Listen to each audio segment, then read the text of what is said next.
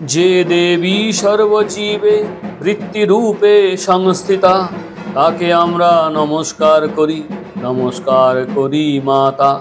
যে দেবী সর্বজীবে স্মৃতিরূপে সংস্থিতা, তাকে আমরা নমস্কার করি, নমস্কার করি মাতা।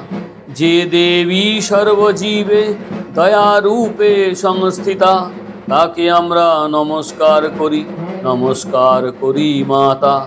যে দেবী সর্বজীবে তুষ্টিরূপে সংস্থিতা, তাকে আমরা নমস্কার করি, নমস্কার করি মাতা।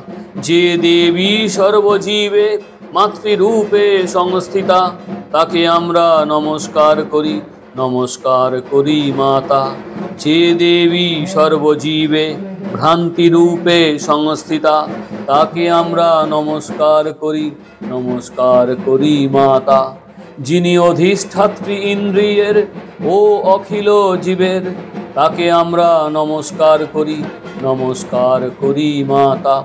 চৈতন্য রূপে ব্যপ্ত যিনি সমস্ত চরাচরে, তাকে আমরা নমস্কার করি, নমস্কার করি মাতা।